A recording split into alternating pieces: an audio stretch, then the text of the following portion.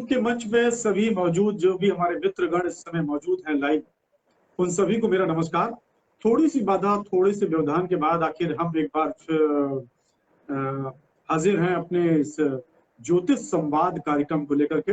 मैं हूं मधुकर मिश्र और मैं आज कुंभ टीवी के लिए बात करूंगा, ज्योतिष पर चर्चा करूंगा। मित्रों, इस समय अगर हम बात करें तो इस समय देश और दुनिया कोरोना काल के कृष्ण पक्ष से जूझ रही है। अगर हम देश की बात करें, अगर पूरे विश्व में इस महामारी के जो काले बादल हैं वो हमारे कहीं न कहीं उम्मीदों के ऊपर छाए हुए हैं।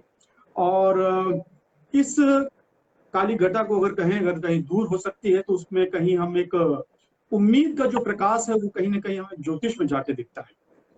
तो आज निश्चित तौर पर हम उस जो सूर्य के प्रकाश पे बात करेंगे। सूर्य की जो किरण है निश्चित रूप से हमारे जो जीवन तमस होती है या जो हमारे जीवन में रात आती है उसको दूर करके, निशा को दूर करके और हमारे यहाँ प्रभात होता है तो उजाला होता है और उम्मीदें फिर से एक बार हमारा जीवन शुरू होता है।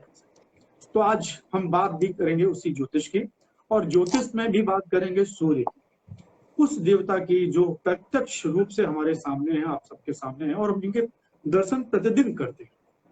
और इस विषय पर, इस गंभीर विषय पर चर्चा करने के लिए आज हमारे साथ हैं जाने माने ज्योतिषी पंडित किशोर दीलियाल जी। हमें आपको इनका परिचय दे दूं कि पंडित जी वैदिक ज्योतिष के बहुत ही बेहतरीन एस्ट्रोलॉजर हैं और इनको देश के तमाम ज्योतिष के बड़े मंचों पर सम्मानित किया जा चुका है। और इससे भी इतर जो मैं सबसे बात कहूं कि इनके प्रेडिक्शन, इनके जो वैदिक ज्योतिष पर जो पकड़ है, चाहे वो किसी भी विषय हो, राष्ट्रीय अंतरराष्ट्रीय, या आपके जो दैनिक जीवन में हो या आपके पर्सनल जीवन में हो, बहुत बेहतरीन पकड़ है पंडित जी की। और हम आज इस कोरोना काल में जब आज हर आदमी हलकान है, हर आदमी परेशान है, उस समय जो उम्मीद की किरण है उसे हम ज्योतिष में तलाशने की कोशिश करेंगे। और आप सभी मित्रों से मैं कहूंगा कि आपके मन में यदि कोई जिज्ञासा है, कोई प्रश्न है, तो निश्चित रूप से आप हमें चैट बॉक्स पे जरूर लिखें। हम निश्चित रूप से चाहेंगे कि आपके आने वाले प्रोग्राम में या फिर जो हमारे आर्टिकल्स होंगे, जो विषय पर आधारित जो हमारे लेख होंगे, वो हम kumbhtv.com पर आपको उस लेख के माध्यम से आपकी उस शंका का समाधान कर सके, आपकी उस जिज्ञासा को शांत कर सके जो हम यहाँ पे नहीं कर पाए। तो बहरहाल शुरुआत अभी हम करते हैं। पंडित जी, आपका बहुत बहुत स्वागत है कुंभ टीवी के इस मंच पर, और आपका आभार कि आपने हमें अपना बहुमूल्य कीमती समय प्रदान किया, क्योंकि आप ज्योतिष की साधना में हमेशा रत रहते हैं और अच्छा खासा आपका अपने इस व्यस्ततम समय से निकाल कर आपने हमारे समय निकाला है, इसके लिए मैं आपका बहुत आभारी हूँ। पंडित जी, हम सबसे पहले बात आपसे करेंगे कि कोरोना काल चल रहा है, और इस कोरोना काल में देखा जाए तो क्या आस्तिक और क्या नास्तिक, नास्तिक जो कभी ईश्वर को भी नहीं मानते थे, वो भी कहीं ना कहीं एक उम्मीद की किरण बनाए हुए हैं कि शायद कहीं तो कोई ईश्वर कहीं माने, कहीं से कोई एक सुबह हो, एक प्रभात हो, एक उम्मीद की किरण निकले। तो उसमें हर आदमी तलाश रहा है कि इसका कहीं ना कहीं से समाधान निकले और इसका अंत। ऐसे में हम आज बात करेंगे सूर्य की, क्योंकि सूर्य, अब हमारे सूर्य देव जो है हमारे प्रत्यक्ष देवता हैं। तो सूर्य देव के लेकर के अगर हम बात करें और कोरोना को लेकर के बात करें, और चूंकि कल संक्रांति है तो हम उस पर आपसे निश्चित रूप से जानना चाहेंगे कि क्या कुछ उम्मीद नजर आती है, और ये सूर्य की जो संक्रांति है और सूर्य देव की जो कृपा है हम पर कैसे बरसे, इस पर हमारी आज की चर्चा। तो सबसे पहले हम आपसे जानना चाहेंगे कि सूर्य की संक्रांति का क्या कुछ महत्व है, कब हो रही है, और क्या कुछ इसका असर हमारे देश दुनिया पर पड़ेगा। और हम चर्चा बाद में भी करेंगे, सभी जो 12 राशियां हैं उन सभी के लिए आज हम पंडित जी के माध्यम से आपको बताएंगे कि सूर्य की जो संक्रांति है और जो उसका एक राशि से दूसरे राशि पर जो जाने का जो एक सिस्टम है, उसका क्या कुछ आप पर असर पड़ेगा। पंडित जी। जी, सबसे पहले तो सर आपको बहुत बहुत धन्यवाद, और जो भी हमारे फेसबुक में दर्शक हैं आप सभी का स्वागत है। और जैसा कि आपने बताया कि आज जो है संक्रांति है, और आज वैसे तो 3-4 ओकेजन्स इकट्ठे मिली हैं, अक्षय तृतीया भी आई है, परशुराम जयंती भी है, साथ ही साथ ईद भी आज मनाई जा रही है। और लगे हाथों जो हम अगर भारतवर्ष की बात करें या वैदिक रीति की बात करें तो आज आप सब जानते ही हैं कि आज वृषभ संक्रांति होने वाली है। और कुछ देर बाद यानी आज रात की अगर मैं बात करूंगा तो करीब 11:23 के आसपास सूर्य अपनी मेष राशि से जो है वृषभ राशि में प्रवेश करेंगे और ये काल पुरुष की दूसरे नंबर की राशि मानी गई है। अब यहां मैं पहले 3-4 चीजें क्लैरिफाई कर दूंगा कि सूर्य को बेसिकली जो है हमने सोलर मंडल में सबसे ज्यादा पावरफुल रखा है और ये माना जाता है कि सूर्य जो है वो स्थिर है, पृथ्वी घूमती है सूर्य के चारों तरफ। अब क्योंकि हम लोग धरती से देख रहे हैं और धरती जो है वो हर महीने करीब 14-15 तारीख के आसपास एक ऐसी जगह पे टिल्ट या मूवमेंट लेती है जहां से सूर्य हमें दूसरी परिस्थिति में दिखाई देने लगता है। जैसे वो पहले आज तक मैं कहूंगा मेष राशि में दिख रहा था, आज के बाद वो हमें वृषभ राशि में नजर आएगा। और ब्रह्मांड में जो राशियां हमने 12 निर्धारित की वो सब आप जानते ही हैं। तो आज 11:23 पे रात्रि को वो राशि परिवर्तन कर लेगा, यानी धरती जब टिल्ट करे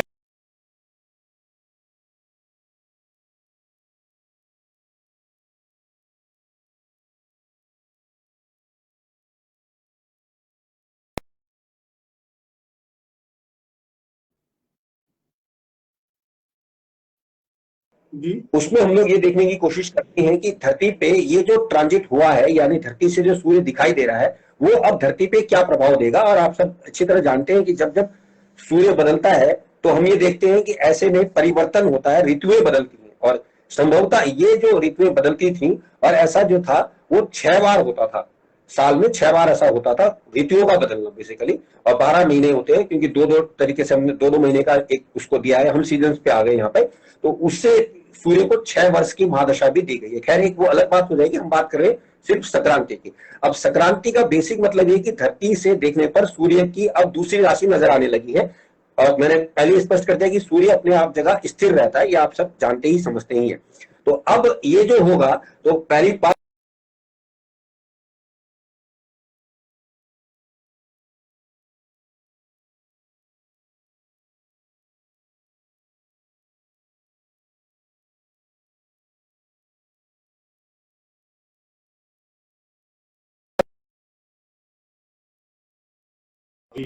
ये बड़ी हाजिर होंगे आपके सामने।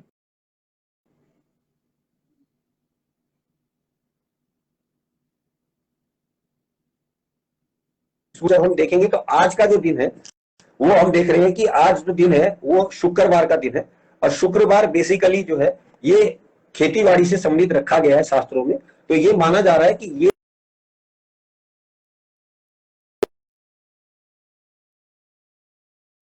को बहुत ज्यादा जो है इसमें सुविधा या शुभता प्राप्त होगी। सूर्य अपनी उच्च राशि से वृषभ में आ गए हैं, ये आज रात हो जाएगा। अब यहाँ पर एक बात इंटरेस्टिंग ये है कि शास्त्रों में माना गया है कि सूर्य का शुक्र से शत्रुतापूर्ण व्यवहार रहता है और शुक्र की ही ये वृषभ राशि है। लेकिन यहाँ पर जो है इस दौरान हम मानते हैं भारतीय परिप्रेक्ष्य में कि बहुत ज्यादा धूप जो है बढ़ जाती है। और जब धूप बढ़ जाती है तो उसको ये माना गया है कि भीषण गर्मी पड़ेगी। और उसमें कुछ दिन को भारतीय समाज नवतपा भी बोलता है, यानी कि नवतपा के 9 दिन यहाँ पर रखे गए। तो ये तो दोस्तों मैंने आपको बताया कि सूर्य का जो विस्तार है वो किस तरीके से है और वो क्या आपको बता रहा है। ठीक, अब आगे चले, अगर हम वृषभ राशि की बात करें तो वृषभ राशि जो है वो सूर्य की संक्रांति होने पर, अब यहां पहले से ही देखिए कि वृषभ राशि में अगर हम धरती से देख रहे हैं तो 4 ग्रह हो जाएंगे। राहु पहले से चल रहे हैं, बुध और शुक्र वहां पर है, साथ में सूर्य भी चले जाएंगे। तो अब यहाँ जब सूर्य मिलेंगे तो सूर्य का राहु के साथ बैठना सूर्य को ग्रहण लगाएगा और पितृ दोष का निर्माण करेगा। वहीं सूर्य का बुध के साथ बैठना बुध आदित्य योग बनाएगा। और शुक्र बुध पहले से ही वहां बैठे हुए हैं जो लक्ष्मी नारायण योग बना रहे हैं। और क्योंकि शुक्र अपनी ही राशि स्वराशि में है शुक्र इस समय, क्योंकि वृषभ राशि उनकी रखी गई है, तो यहाँ पर शुक्र के फल बढ़ेंगे। यहाँ मैं एक बात और स्पष्ट कर दूं कि सूर्य जब राशि बदलते हैं तो सूर्य की क्वालिटी है कि वो जिस घर में जाते हैं उस घर को प्रकाशित कर देते हैं, यानी उस घर की वस्तुएं दिखाई देने लग जाती हैं। तो अब ऐसे में क्या होगा कि वृषभ राशि के कारकत्व तो बढ़ जाएंगे या लोगों को दिखाई देने लगेंगे, जो कि खाना पीने से संबंधित है, शेयर बाजार मार्केटिंग से संबंधित है। ये सारी चीजें अब लोगों को दिखाई देने लगेंगी। संभवतः इसी कारण ये भी हो सकता है कि कहीं पे हमारी जो भारतीय सरकार है लॉकडाउन वगैरह को कम कर दे तो लोग मार्केट में आने लगेंगे, मार्केट वैल्यू बढ़ जाएगी, होटल या सिनेमा हॉल्स खुलने लगेंगे। इस तरह की बातें भी देखने में आएंगी। जी, तो आगे और बढ़ा देता हूं। अब हम बात जो कर रहे हैं वृषभ राशि में ये संक्रांति हो रही है, जैसा कि आप सब जानते ही हैं। और इस संक्रांति का जो बेसिक प्रभाव देखने में आएगा वो ये आएगा कि ज्योतिष शास्त्र में सूर्य को आत्मा, मान सम्मान का, उच्च पद का प्रतीक शास्त्रों में लिखा हुआ है या बताया गया है। और यहां से अब हमें ये भी देखना है, यहां से अब हमें ये भी एक बात देखनी पड़ेगी कि ऐसे में जब हम देखेंगे कि वृषभ राशि जो है वो मान सम्मान से संबंधित है, खान पान से संबंधित है, सूर्य वहां चले गए हैं। अब इससे सरकार से संबंधित जो लोग हैं उनको कहीं ना कहीं नुकसान होने की ओर बनेंगे, क्योंकि अगर आप ध्यान से देखेंगे तो ये जो वृषभ राशि है ये राहु के प्रभाव में चल रही है और भारतवर्ष की लगन की राशि है। तो ऐसे में भारत की जो जनता जो कि पांचवें घर से देखी, चौथे घर से देखी जाती है, जिसके मालिक सूर्य बनते हैं, वो राहु के मुख में यानी कि मौत के मुंह में जा रही है, जैसा आप सबने देखा। और अभी आज तक की बात करूंगा तो सूर्य 12वें घर में गोचर कर रहे थे भारत के, जो कि अस्पताल से संबंधित होता है, यानी जनता अस्पताल से कनेक्टेड थी या जनता अस्पताल में गई हुई थी। तो अब वो जो है लगन में आएंगे, वहां राहु बैठा है, तो जब तक राहु की डिग्री जो कि 10 जून को क्रॉस करेंगे, वो ग्रहण हटेगा वहां से, तब भारत की जनता को काफी राहत इस बीमारी से मिलती हुई नजर आएगी। लेकिन इस दौरान मैं एक बात स्पष्ट कर दूं कि यहाँ पर यह बात जरूर होने वाली है कि ऐसे में हम ये पाएंगे कि सरकार से संबंधित बड़े लोग, प्रसिद्ध लोग, सेलिब्रिटीज, क्योंकि पांचवा अगर सेलिब्रिटीज का भी माना गया काल पुरुष में, इन सबसे संबंधित मौतों की खबरें ज्यादा बढ़ेंगी, भारतीय जनता भी यहाँ पर ग्रस्त होगी। लेकिन मैं कहूंगा कि बीमारी भले ही कम हो जाए, लेकिन 10 जून तक मौत का रेशियो है भारतवर्ष में ज्यादा बढ़ता हुआ नजर आता है या बढ़ता हुआ नजर आएगा। अब बात कर लेते हैं कि भारतवर्ष की अगर हम बात करें तो भारत के परिप्रेक्ष्य में मैंने आपको बता दिया है कि जनता जो है अभी अस्पताल में है, उसके बाद वो जो है वहां पर आएगी। और ऐसे में अगर हम देखेंगे तो एक बात हमें समझनी पड़ेगी कि भारतवर्ष में अगर हम देखेंगे तो भारतवर्ष में जो है बेसिकली अगर हम देखें तो ऐसे में बहुत ज्यादा मृत्यु दर थोड़ी बढ़ती हुई नजर आती है। थोड़ी बहुत राहत लोगों को अवश्य मिलेगी, लेकिन ऐसा बिल्कुल भी नहीं होगा कि हम जो इससे कुछ राहत ले पाएंगे। अब यहाँ एक बात मैं स्पष्ट कर दूं कि हमने ये तो बता दिया आपको कि राशि के क्या प्रभाव पड़ेंगे और ग्रहण से या भारतवर्ष का क्या होने वाला, ये सब बातें आपने देख ही ली है। अब आगे बढ़ते, अब आगे चले, क्योंकि लगता है मधुकर जी से मेरा संपर्क शायद छूट रहा है या वो हमें सुन नहीं पा रहे। तो अब बात कर लेते हैं आगे की। तो आगे अगर मैं चलूं तो हमने ये देख लिया कि सूर्य ग्रहण से जनता को कुछ राहत मिलेगी, लेकिन उससे पहले जनता प्रभाव में रहेगी। अब बात करते हैं सामान्य तौर पे अगर हम देखें तो वृषभ राशि को शत्रु राशि सूर्य की माना गया है, परंतु इस राशि की क्वालिटी है कि इसमें जो नक्षत्र आते हैं वो सूर्य के मित्र ग्रहों के नक्षत्र आते हैं। तो सूर्य यहाँ बेसिकली ज्यादा अशुभ प्रभाव नहीं देते हुए देखे गए हैं। शास्त्रों में भी ये लिखा गया है कि इस राशि में जब सूर्य गोचर करता है तो ज्यादा नुकसान नहीं होते हैं।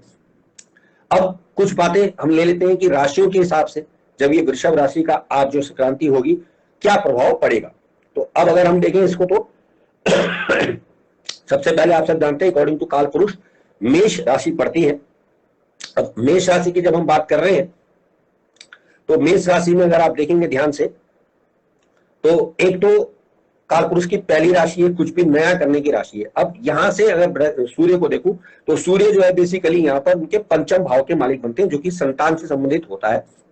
ऐसे में जब ये दूसरे भाव में आएगा तो संतान अपने कुटुंब परिवार में आएगी, यानी कि अगर संतान आपकी दूर है तो आपसे मिलने वो संतान आपके घर पे आ जाएगी और उसके कारण काफी खर्चा भी आपको करना पड़ेगा, या संतान कहीं पढ़ने जाना चाह रही है जिसकी वजह से आपको खर्चा करना पड़ सकता है, ये नजर आता है। इसके अलावा कोई सरकार से संबंधित परेशानी होने के योग बनेंगे और खर्चे बहुत देखभाल करके करें। एक बड़ी इंटरेस्टिंगली बता दूं कि जब सूर्य राहु के साथ दूसरे भाव में आता है, जो शास्त्रों में लिखा गया है कि ऐसे में आपको दंड, सरकार के द्वारा दंड मिलता है, यानी ऐसे में सरकार के द्वारा टैक्स की या चालान इत्यादि कटने के योग बन जाते हैं। तो ये बातें आपको थोड़ा सा ध्यान रखनी पड़ेगी। यहाँ एक बात और स्पष्ट कर दूं कि ऐसे में हम ये देखते हैं कि सूर्य के साथ जब राहु आ गया, सूर्य पंचमेश है, तो अब आपकी वाणी में भी प्रॉब्लम्स क्रिएट होंगी, यानी कि वाणी खराब होने के योग भी बनेंगे। तो बोलने का बहुत ध्यान रखना पड़ेगा हमें अकॉर्डिंग टू मेष राशि वालों को। अब बात करते हैं वृषभ राशि वालों की। तो वृषभ राशि की अगर मैं बात कर रहा हूं तो वृषभ राशि वालों के लिए ये जो है सूर्य चौथे भाव के स्वामी बनते हैं। आप सब जानते हैं भारतवर्ष का भी है, जैसे मैंने बताया कि जनता का भाव भी है, ये प्रथम भाव यानी लगन में ही आ जाएगा। तो अब जब लगन में आ जाएगा तो इस राशि वालों को बेसिकली हेल्थ रिलेटेड प्रॉब्लम आएंगी, क्योंकि सूर्य राहु से पीड़ित हो जाएगा। अब राहु जब पीड़ित करेगा तो चतुर्थेश यहाँ पे मदर का भी कारक बनता है, तो माँ की हेल्थ में भी दिक्कत आएगी। यहाँ से सूर्य जो है सप्तम हाउस को भी देखेंगे तो पत्नी से भी संबंध में थोड़ी बहुत दिक्कत परेशानी आ सकती है। खासतौर से अगर मैं कहूँ तो पत्नी से कुछ ना कुछ बहसबाजी के योग बनेंगे। अनावश्यक रूप से वाद विवाद ना करें, अच्छा रहेगा। साथ ही साथ एक बात और कहना चाहूंगा कि ऐसे में यहाँ पर जातक विशेष के गर्दन से संबंधित कोई दिक्कत होने के योग बनते हुए दिखाई देते हैं। तो जातक विशेष की हेल्थ में या गर्दन में संबंधित दिक्कतें हो सकती है, पत्नी से कोई वाद विवाद भी हो सकता है। बात करेंगे मिथुन राशि की। अब मिथुन राशि को अगर देखें तो मिथुन राशि जो हमें बताती है वो ये बताती है कि सूर्य इसके तीसरे भाव का स्वामी बनता है और ये 12वें भाव में चला जाएगा, यानी पड़ोस और आपका जो भाई बहनों का घर का लॉर्डशिप है वो 12वें घर में चली जाएगी। यानी ऐसे लोगों का, यानी आपके पड़ोसियों का, भाई बहनों का कोई वाद विवाद होगा या उनको कोई बीमारी होगी जिसकी वजह से आपको अस्पताल के चक्कर काटने पड़ सकते हैं। तो ये बात आपको ध्यान रखनी पड़ेगी। यहां मैं स्पष्ट कर दूं आपको कि ऐसे में अगर आप देखेंगे तो थोड़ा बहुत आपको जो है जातक विशेष को कोर्ट कचहरी के लिंक तो बनते दिखाई दे रहे हैं। दाई आंख की समस्या भी होती हुई नजर आ रही है। अब जून के 15 दिन तक कतई दिन शुभ नहीं रहेंगे। इस दौरान यात्रा बिल्कुल ना करें, वरना आपको चोरी अथवा चोट लगने के परिणाम भी मिल सकते हैं। तो ये आपको थोड़ा सा ध्यान रखना पड़ेगा। एक चीज जानना चाहेंगे, जैसे कि सूर्य की संक्रांति मान लीजिए कल से हो रही है जी, तो मान लीजिए कि या आज रात से आप बता रहे थे 11:23 समथिंग से। जी जी जी बिल्कुल। मेरा ये आपसे सवाल है कि जब कभी भी ये राशि, जब ये ग्रह अपनी राशि परिवर्तन होता है ग्रह का, तो उसमें आखिर कितने समय के बाद ये प्रभावी होती है? क्या कितने समय पहले से प्रभावी होती है, कितने समय बाद जाकर के किसी भी जातक पर उसका प्रभाव दिखता है? क्योंकि ये बड़ा विषय है। जी, बहुत बढ़िया एक बात आपने हमसे पूछी है। यहां मैं आपको बता दूं कि जो शॉर्ट समय पर यानी कम समय पर गोचर करने वाले ग्रह हैं, जिनमें हम बुध को रखते हैं, शुक्र को रखते हैं और सूर्य को भी रखा जाता है, क्योंकि सूर्य भी 30 दिन में गोचर कर लेते हैं, यानी 1 महीने में कर लेते हैं। इनको ये कहा गया है कि ये शुरुआती 10 दिनों में अपना असर दिखाते हैं। जब भी राशि परिवर्तन करेंगे शुरुआती 10 दिनों में ही अपना इफेक्ट दिखा देंगे। कभी कभार बुध को कुछ लोग एक्स्ट्रा भी रख लेते हैं कि ये पूरे महीने तक फल देगा, बिकॉज बुध की एक खास बात मानी गई है कि वो संगत के हिसाब से आपको पैमाने पे रखता है, यानी जैसे उसकी संगत होगी वैसा वो फल देगा। और जो बड़े ग्रह हैं जो कि मंगल, शनि, राहु, केतु और बृहस्पति हैं, ये लोग शुरुआत में ही, मतलब आने से 1-2 महीने पहले ही इंडिकेट कर देते हैं कि हम अब एंट्री ले चुके हैं या ले रहे हैं। जैसे अभी आपने रिसेंटली देखा होगा कि बृहस्पति ने राशि परिवर्तन किया कुछ दिन पहले, बृहस्पति कुंभ राशि में आए अप्रैल 6 तारीख को संभवतः, उससे करीब 1 महीना पहले उन्होंने इंडिकेट कर दिया था कि अब वो राशि परिवर्तन कर रहे हैं। लेकिन हम लोग, या सरकार की बात भी करूंगा, वो लोग इस बात को नहीं समझ पाए। सब ये कह रहे थे कि बृहस्पति का ये जो गोचर होगा वो भारतवर्ष को बहुत राहत देगा। लेकिन अगर आप ध्यान दें तो 6 तारीख को जैसे बृहस्पति बदले हैं उसके बाद एकाएक कोरोना बहुत तेजी से फैला और बहुत जबरदस्त तरीके से भारतवर्ष में महामारी फैल गई। तो बृहस्पति विस्तार के कारक हैं। बृहस्पति आए और उन्होंने विस्तार कर दिया, उस चीज को कई गुना बढ़ा दिया, तो उससे इंडिकेशन दे दिए थे। अब उसी दौरान सरकार ने कुंभ भी कर दिया, चुनाव भी चल रहे थे, वो खैर एक अलग मैटर हो जाएगा। लेकिन कहने का मतलब यह है कि जो छोटे ग्रह हैं वो राशि में जब घुसते हैं तो 10 दिन के अंदर फल दे देते हैं, और जो बड़े ग्रह हैं वो राशि में घुसने से 1 महीना पहले ही बता देते हैं। उसमें भी पाप ग्रह ज्यादा इफेक्टिवली काम करके दिखाते हैं। अब कुछ लोग ये भी कहेंगे कि यहाँ तो बृहस्पति पाप ग्रह नहीं है, लेकिन मैं आपको बता दूं भारतवर्ष की कुंडली में भारतवर्ष के लिए बृहस्पति अच्छे ग्रह नहीं बनते, क्योंकि बृहस्पति जो है भारतवर्ष का वृषभ लगन है और बृहस्पति यहाँ 6ठे घर में बैठे हैं। और प्रेजेंटली हम लगे आपको बता दूं भारतवर्ष में जो दशा चल रही है इस समय, वो चंद्रमा में, शनि में, बृहस्पति की चल रही है 6 जुलाई तक, और बृहस्पति 6ठे घर में है भारत का, जो कि ये इंडिकेट कर रहा है कि 6 जुलाई तक भारत देश बीमार है या बीमार रहेगा। तो ये हमें समझना है। तो 6 जुलाई तक है, लेकिन उससे पहले ही हमें करीब जून के महीने से आपका ग्रहण जाएगा, काफी राहत भारतवर्ष को मिल जाएगी। जी बड़े जी, फिर चलिए आइए जो बाकी राशियां हैं, जिसमें आगे आपने बताया कि आपने मिथुन राशि तक बता चुके हैं, तो कर्क, सिंह और कन्या राशि वालों के लिए क्या कुछ ये सूर्य के जो राशि परिवर्तन है, जो वृष राशि में गोचर है, उसका क्या कुछ प्रभाव पड़ेगा, जल्दी से उसके बारे में जानते हैं। जी, तो अब हम पहुंचे अपनी चौथी राशि में, और कालपुरुष की ये चौथी राशि और ये पृथ्वी की भी राशि है। जिन ज्योतिषियों को नहीं पता या जिन दोस्तों को हमारे नहीं पता, मैं बता दूं कि कर्क राशि पृथ्वी की राशि मानी गई है। तो कर्क राशि जो है, सूर्य यहाँ पे दूसरे भाव के मालिक बनते हैं, आप सब जानते ही हैं। अब ये अपने से 11वें, यानी इस राशि के लिए 11वें जाएंगे, वृषभ राशि 11वें भाव पड़ेगी कर्क राशि की। तो धन का मालिक लाभ में आ रहा है, यानी इस राशि वालों को सबसे ज्यादा फेवर मिलेगा, यानी उनको धन लाभ होने के योग बनेंगे, पहली बात। दूसरी बात, कर्क राशि वालों के लिए आधा समय अच्छा रहेगा, आधा समय बुरा रहेगा। अब यहाँ पर क्योंकि कुटुंब परिवार से संबंधित कोई परेशानी हो जाएगी, धन तो मिल ही रहा है, लेकिन एक बड़ी इंटरेस्टिंग बात देखने में आ रही है कि ये अपने से 10वां गोचर जब करेगा, क्योंकि राशि से अगर हम देखें तो 10वां जाएगा, तो ऐसे में इनको धोखा मिलने की संभावनाएं बढ़ती दिखाई दे रही है। यानी अचानक कहीं से कोई व्यक्ति इनको धोखा दे सकता है, थोड़ा सा केयरफुल रहना पड़ेगा। वैसे भी जो कालपुरुष की राशि है थोड़ी भावुकता भरी होती है, आप सब जानते हैं। बात करूंगा सिंह राशि की, तो सिंह राशि जो है सूर्य की अपनी ही राशि है, आप सब जानते ही हैं, और सूर्य इसके लग्नेशी बनते हैं। तो इस राशि से ये 10वें भाव में गोचर करेंगे, जो कि 10वां भाव कैरियर का रिलेटेड माना गया है।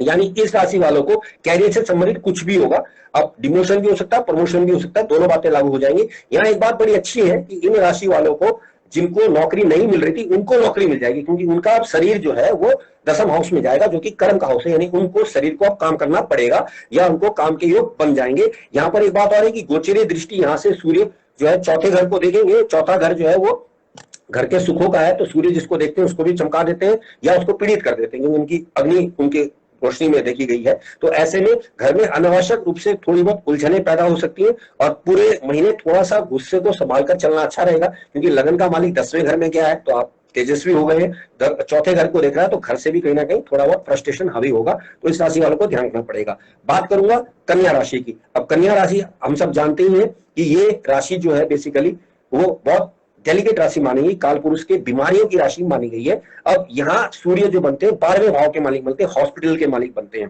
तो ऐसे में सूर्य जब अपनी राशि से नवा गोचर करेगा, यानी कन्या राशि से 9वें भाव में गुजरेंगे, तो ऐसे में आपके अनवांटेड खर्चों को तो रोक देंगे, लेकिन पिता की सेहत को खराब करेंगे, क्योंकि नवा घर पिता से संबंधित है और सूर्य भी राहु के साथ जाके मिल रहे हैं। तो ऐसे में पिता को तबियत में कोई ना कोई दिक्कतें आएंगी। कोई भी निर्णय जल्दबाजी में ना करें, इस समय आपको थोड़ा सावधान रहना पड़ेगा। साथ ही साथ लंबी दूरी की यात्रा बिल्कुल ना करें, वैसे भी लॉकडाउन चल रहा है, लेकिन किसी कारण जाना ही पड़ता है तो कोशिश करें कि अवॉइड कर लें, अच्छा रहेगा। और पिता की सेहत का विशेष ध्यान रखें, इस राशि वालों के लिए बहुत अच्छा रहेगा। तो ये हमने आपको 3 राशियां और बताई, इससे आगे फिर अगली 3 राशियां लेते हैं जी।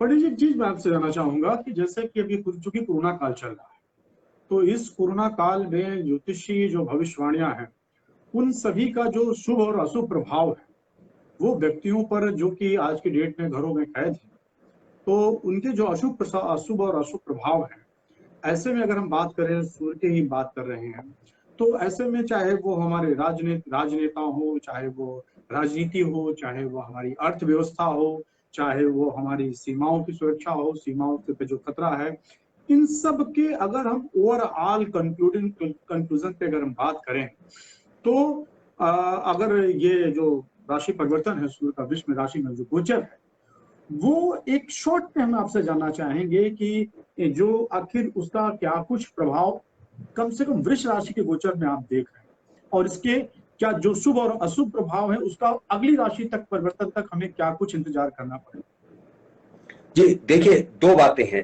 क्योंकि सूर्य को सरकार से रिलेटेड माना गया भारतीय ज्योतिष में, साथ ही साथ सेलिब्रिटीज या प्रसिद्ध व्यक्ति या उच्च पद जो भी लोग हैं, जिसमें ऑफकोर्स हमारे नेतागण भी आ जाते हैं, वो सब इस राशि से ही देखे जाते हैं या सूर्य से ही देखे जाते हैं, ये कहूंगा मैं। अब यहाँ देखिए वृषभ राशि में आ रहा है। अब जैसे तो ये हर साल ही होता है परिवर्तन, कोई नई विचित्र बात नहीं हो रही, लेकिन इस बार जो मेन बात है वो है कि वृषभ राशि में राहु पहले से भारत के सिर में यानी लगन में चल रहे हैं।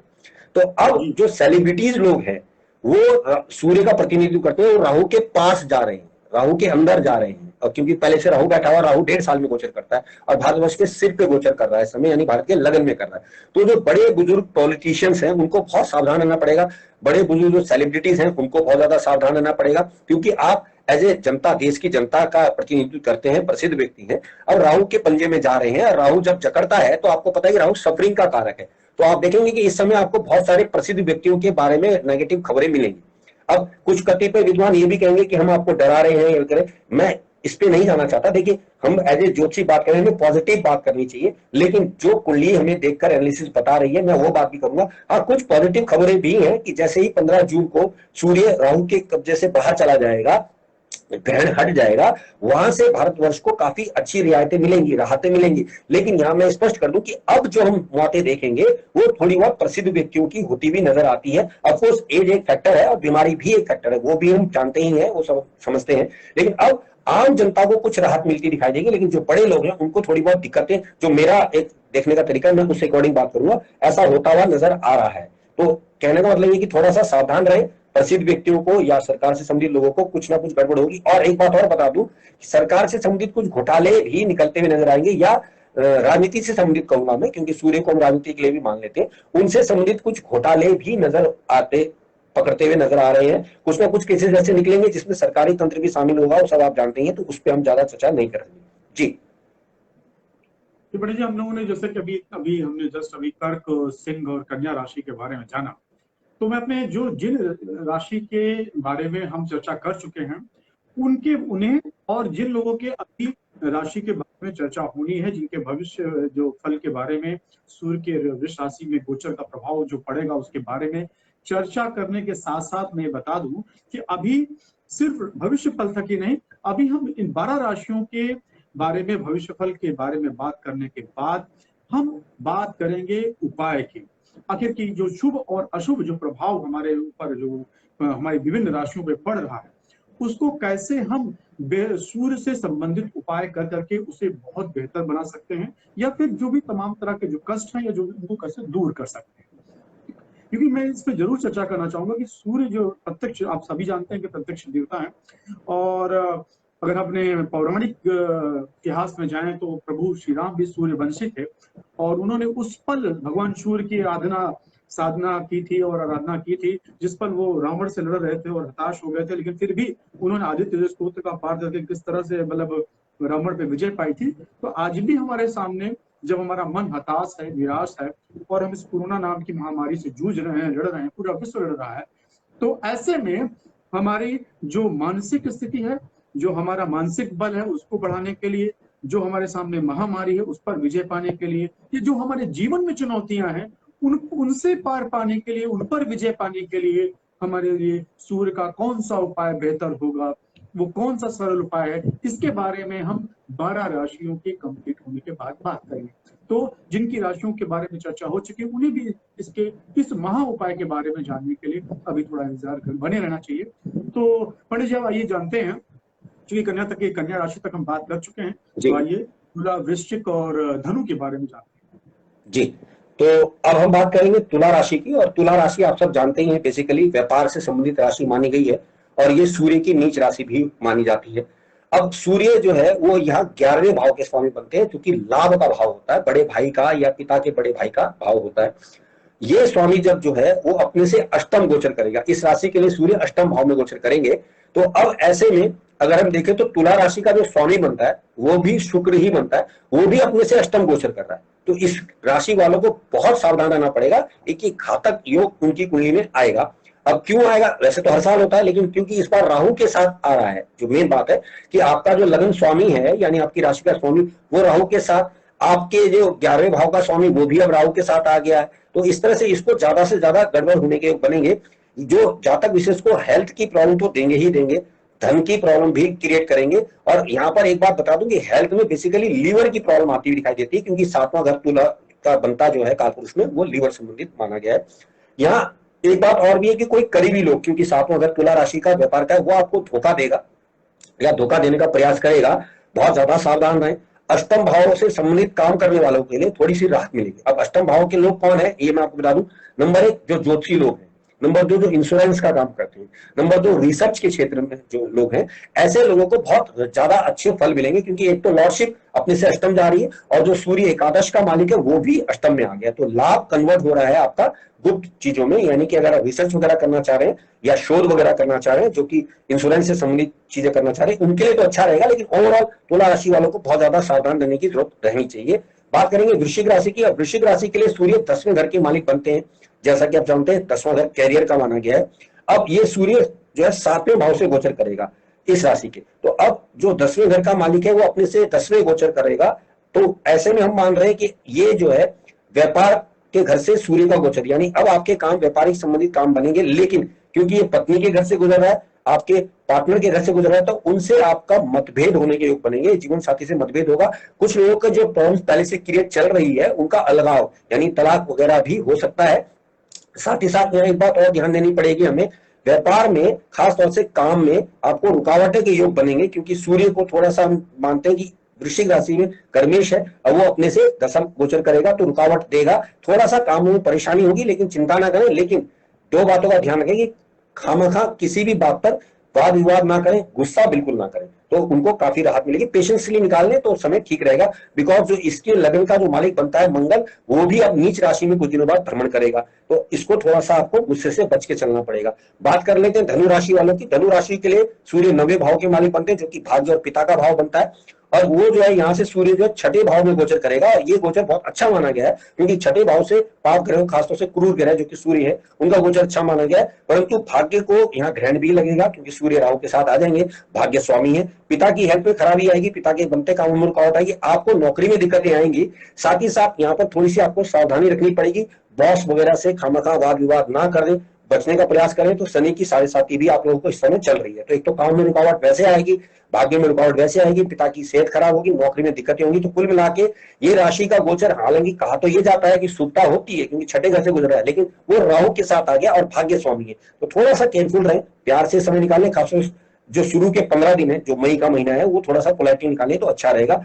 अब नेक्स्ट 3 राशि को हम इसके बाद लेंगे। जी पंडित जी, आपने अभी धनु राशि की बात की, शनि की 7.5 चल रही है। अगली जो 2 राशियां हैं, कुंभ और मकर, उस पर भी तो शनि का प्रभाव है, तो दोनों जी शनि की ही राशि है। तो अब हम सीधे उस पर ही आएंगे कि आखिर जो कुंभ, मकर कुंभ और मीन को लेकर के क्या कुछ है ये आने वाला समय। देखिए, ये बहुत अच्छी बात आपने बताई कि जो जो अगली राशियां हैं इनके मालिक शनि ही बनते हैं और 7.5 का प्रभाव इन राशियों पे चल रहा है, ये सब हम जानते हैं। लेकिन यहाँ एक बात बता दूं कि मकर राशि वालों के लिए जो है ये गोचर फिर भी फेवरेबल है क्योंकि लग्नेश होकर वो लगन से ही गोचर कर रहा है शनि, तो उनको फिर भी कुछ अच्छे फेवर मिल रहे हैं। खैर, हम बात कर रहे हैं यहाँ पे सूर्य के ट्रांजिट की, तो मकर राशि वालों के लिए सूर्य 8वें भाव का स्वामी बनते हैं और ये 8वें भाव का मालिक जो है 5वें भाव से, इस राशि के 5वें भाव से गोचर करेगा। तो अब ऐसे में क्या होगा कि आपका झुकाव जो है ज्योतिष और अध्यात्म की तरफ घूम जाएगा क्योंकि 8 लॉर्ड का 5th हाउस से कनेक्शन हो गया। 5th हाउस मंत्रों का भी भाव माना जाता है और 8वां भाव जैसा मैंने बताया ज्योतिष या ऑकल्ट साइंस का है। तो अब आपका इंटरेस्ट डेवलप कराएगा, या आपकी इच्छा होगी कि मैं थोड़ा इसके बारे में जानकारी लूं। साथ ही साथ यहाँ पर संतान संबंधित चिंता भी होगी क्योंकि सूर्य संतान भाव में आ गए हैं। यहाँ एक बात और भी देखने की है कि संतान से आपको थोड़ी सी बहुत टेंशन भी मिल सकती हैं, या ये हो सकता है कि संतान की तरक्की से आपको ज्यादा खुशी ना हो, या आप जो एक्सपेक्ट कर रहे हैं वहां तक आपको अच्छा ना लगे कि भाई हम सोच रहे थे इतना कुछ होगा, इतना कुछ नहीं हो रहा है संतान से संबंधित। और यहाँ पर क्योंकि ये राशि से आपके 10वें घर से ये 8वां भाव पड़ता है, तो आप एक्सपेक्ट करेंगे मुझे भी प्रमोशन मिलेगा या आपको भी प्रमोशन मिलेगा, तो उनका प्रमोशन नहीं होगा। निराश और हताश ना हो, जो भी हो रहा है अच्छा ही होगा क्योंकि 7.5 में शनि लगन से ही गुजर रहे हैं, आपको बहुत कुछ देके जाने वाले हैं और दे भी रहे हैं। साथ ही साथ यहाँ पर आपको ये ध्यान रखना पड़ेगा कि सूर्य का मंत्र जाप करना थोड़ा सा फेवर करता हुआ नजर आता है, बिकॉज क्योंकि सूर्य आप जानते ही हैं शनि के पिता माने गए हैं और पंचम हाउस से गुजर रहे हैं जो कि संतान भाव ही है, तो सूर्य मंत्र करेंगे काफी लाभ रहेगा। बात कर लेते हैं कुंभ राशि की, और कुंभ राशि में बेसिकली देखने में यह आ रहा है कि सूर्य 7वें भाव का यानी व्यापार का या पत्नी का मालिक बनता है और ये 4थे भाव से गोचर करेंगे। तो अब पत्नी का मालिक 4थे घर से आ रहा है यानी पत्नी के कार्य क्षेत्र में कोई तरक्की या अच्छे योग बनते दिखाई देंगे या पत्नी का काम बनने के योग बनेंगे। यहाँ एक बात ध्यान रखिए, 4था घर माता का भी है और घर का तो माना ही गया है, तो अब यहाँ पे गृह क्लेश हो सकते हैं, घर में परेशानी हो सकती है, माता की हेल्थ खराब हो सकती है और अपने बॉस से वाद विवाद हो सकता है क्योंकि 10वें घर को सूर्य यहाँ से देखेंगे। और इसलिए क्योंकि 4था घर वाहन का भी है, तो वाहन चलाते हुए थोड़ा सा सावधान रहने को इनको कहा जा सकता है कि अगर ये थोड़े से सावधान रहते हैं तो बहुत अच्छा रहेगा, अन्यथा इनको नुकसान भी मिल सकते हैं। बात करेंगे अंतिम राशि की जो कि मीन राशि है। अब मीन राशि वालों के लिए सूर्य 6ठे भाव के स्वामी बनते हैं और ये 3रे भाव से गोचर करेंगे जो कि बहुत शुभता लिए हुए होंगे क्योंकि ये अगर आप देखें तो 11वां यानी कि पंचम से 11वां भाव 3रा भाव पड़ता है, तो वो एक फेवरेबल कंडीशन देगा। यहाँ एक बहुत इंपॉर्टेंट बात कहूंगा, जो लोग खासतौर से पत्रकारिता के क्षेत्र में है या संप्रेषण के क्षेत्र यानी कम्युनिकेशन के क्षेत्र में, उन लोगों को ये सूर्य का गोचर बहुत ज्यादा अवार्ड और रिवार्ड देता हुआ नजर आ रहा है। यहाँ पे एक बात और स्पष्ट रूप से कह दूं कि इनकी शॉर्ट ट्रेवल्स यात्राएं होने के योग बनेंगे और उसमें काफी हलचलें होंगी, कोई ना कोई आयोजन का योग भी बनता हुआ दिखाई दे रहा है। अवार्ड और रिवार्ड क्योंकि 11वां घर रिवार्ड से संबंधित भी माना गया है, इन क्षेत्र वालों में खासतौर से जो पत्रकारिता या जर्नलिज्म या कहूंगा मैं जो वाणी से संबंधित काम करने वाले लोग हैं, इन लोगों को बहुत मिला जुला लाभ मिलता हुआ नजर आएगा। तो इस प्रकार से हमने देखा कि सारी राशियों पे सूर्य का वृषभ राशि का यह गोचर क्या प्रभाव भारतवर्ष के लिए खासतौर से देगा, क्योंकि हम भारतवर्ष के परिप्रेक्ष्य में ही बात करेंगे, विदेश के परिप्रेक्ष्य के लिए सूर्य की पाश्चात्य जगत की राशियां देखी जाती है, उनका गोचर अलग तरीके से काम करेगा। जी पंडित जी, आखिरकार हम 12 राशियों के बारे में चर्चा कर चुके हैं और सभी के मन में जिज्ञासा होगी कि आखिर जिनके लिए शुभ है वो उसे कैसे अति शुभ कैसे हो, और जिनके यहाँ जिनकी जिनकी जिन राशियों के लिए कहीं कुछ परेशानी है इस सूर्य के वृष राशि के गोचर में, तो उनके लिए उपाय क्या है। हाँ, मैं आपसे जानना चाहूंगा कि अब जो एक ऐसा उपाय जो आम लोग कर सकें, जो सहज और सरल तरीके से अपने जीवन में अपना करके वो करें और उस भगवान सूर्य की कृपा पा सकें, और खास करके इस महामारी के दौर में वो उससे वो निजात पा सके। जी देखिए, यहाँ पर हमें ये समझना पड़ेगा कि सूर्य जो है वो काल पुरुष में सृजनकर्ता माने गए हैं। किसी भी चीज का धरती पे सृजन करना सूर्य माने गए हैं या उनका काम माना गया है। और उससे जो भी ग्रह हैं, चाहे वो उनके शत्रु हैं या उनके पुत्र हैं या मित्र हैं, वटेवर जो भी हैं, अगर हम सूर्य का कोई भी उपाय करते हैं तो वो कभी भी नाराजगी नहीं दिखाते हैं। वो ग्रह मानते हैं कि ये एक सृजन करता है जो धरती को चला रहे हैं, और उनके होने की वजह से ही अन्य ग्रहों का वजूद भी है। ये मैं बहुत अजीब बात बता रहा हूं लोगों को कि अगर सूर्य ना हो तो बाकी ग्रहों का कोई वजूद रह नहीं जाता, क्योंकि वो दिखाई ही नहीं देंगे। मेन बात ये है। और सूर्य को कार्य प्रणाली दी ही इसलिए गई है कि उसको केंद्र में रखा गया है, उसके आसपास सारे ग्रह घूम रहे हैं, उसकी एनर्जी से ही घूम रहे हैं।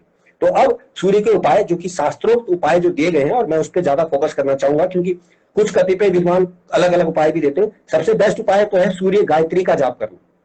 अगर कर सकते हैं बहुत बढ़िया, नहीं तो आप सूर्य नमस्कार करें, या सूर्य के नाम आप ले सकते हैं। ओम घृणी सूर्याय नमः, ओम सूर्याय नमः, ओम भास्कराय नमः, आदित्याय नमः, ये सब आप लोग जानते ही हैं। इसके अतिरिक्त सूर्य को नमस्कार कर सकते हैं, सूर्य को जल तो चढ़ा ही सकते हैं, ये सब कर सकते हैं। लेकिन कुछ लोग ये भी कहेंगे कि ये जो है खासतौर से जाति विशेष की, धर्म विशेष की बात हो जाती है। तो देखिए, सूर्य को किसी भी धर्म से कोई लेना देना नहीं है। धर्म हम लोगों ने क्रिएट किया। अगर आप नॉर्मली सुबह उठकर थोड़ा बहुत धूप में, खासतौर से जो अरुण अवस्था का सूर्य होता है, जब वो कम पोटेंशियल का होगा, जिसे मैं कहूंगा कि खासतौर से सूर्योदय से 1 घंटे का जो समय है, अगर आप सूर्योदय की तरफ अपना मुंह करके अगर आप कुछ एक्सरसाइज कर लेते हैं या सिर्फ धूप ही सेक लेते हैं, उसकी किरणें भी लेते हैं, आप किसी भी धर्म के हो, आपको बहुत लाभ नजर आएगा। शास्त्रों के उपाय तो मैंने आपको बता ही दिए। इसके अतिरिक्त सूर्य को बेसिकली जल चढ़ाना एक बहुत वैदिक उपाय कहा गया, लेकिन हर कोई इसको नहीं कर पाता क्योंकि आजकल हमारा लाइफ स्टाइल ऐसा है कि हम लोग देर से सोते हैं, देर से उठ पाते हैं, ये भी एक वजह बनती है। तो यहाँ पर मैं बिल्कुल पैरेलल सिस्टम की बात करूंगा कि आप सूर्य की तरफ, खासकर उगते सूर्य की तरफ आप सामने शरीर करके रखें, प्रणाम कर सकते हैं, बहुत अच्छा। अगर नहीं भी कर सकते तो सिर्फ उसकी किरणें अपने शरीर पर पहुंचने दें तो बहुत अच्छा रहेगा। इसके एक उपाय और दिखने में आता है जो अनुभव में, ये भी माना गया कि सूर्य जब जिस राशि में जाते हैं तो उस राशि से संबंधित वस्तुओं का दान अगर आप कर ले तो काफी लाभ मिल जाता है। तो यहाँ सूर्य जा रहे हैं शुक्र की राशि में, जो कि खाने पीने की राशि है। तो अगर किसी नीडी व्यक्ति को, जिसको जरूरत है, अगर आप कुछ खाने पीने की वस्तु दान कर देंगे, किसी भी धर्म के, आपको उससे कोई फर्क नहीं पड़ने वाला। शुक्र की वस्तु खासतौर से आटा माना जाता है। अगर आप आटा किसी व्यक्ति को दान कर देते हैं या कोई फल, रसीला फल अगर आप दान करेंगे तो भी इसका बहुत अच्छा इफेक्ट आपको देखने को मिलेगा। लेकिन ध्यान रखिएगा कि ये जो प्रभाव है ये गोचरीय इफेक्ट है, क्योंकि आपकी कुंडली में जो दशाएं चल रही हैं उनसे संबंधित उपाय भी आपके यहाँ पे लागू होंगे। लेकिन यहाँ पर मैंने पैरेलली लोगों को ये बताने की कोशिश की कि सूर्य ने जब राशि परिवर्तन करना है या किया है तो भारत पे क्या प्रभाव पड़ेगा, प्रत्येक राशि पे क्या प्रभाव पड़ेगा और व्यक्ति विशेष पर क्या प्रभाव पड़ेगा। जी पंडित जी, मेरे मन में जिज्ञासा है जी। जैसे कि अगर हम बात करें 9 ग्रह की, तो 9 ग्रहों का अपना व्यक्ति विशेष की कुंडली पर, जैसे कुंडली पे करें या व्यक्ति विशेष पे करें, देश काल परिस्थिति पर उसका एक प्रभाव है ज्योतिष के अनुसार। अगर हम बात करें उपायों की, जब हम उपायों की बात करते हैं तो वो बाकी ग्रहों के मुकाबले सूर्य देव की कृपा पाना कितना आसान या कितना कठिन? जैसे लोग कहते हैं शनि की साधना है, या राहु या केतु की जो उपाय हैं, या मंगल के उपाय हैं, देव गुरु बृहस्पति के उपाय हैं। तो बाकी ग्रहों के मुकाबले सूर्य की साधना और उनका आशीर्वाद और उनका पूर्ण फल प्राप्त करना कितना सरल, कितना सहज, कितना कठिन, या आपकी दृष्टि से?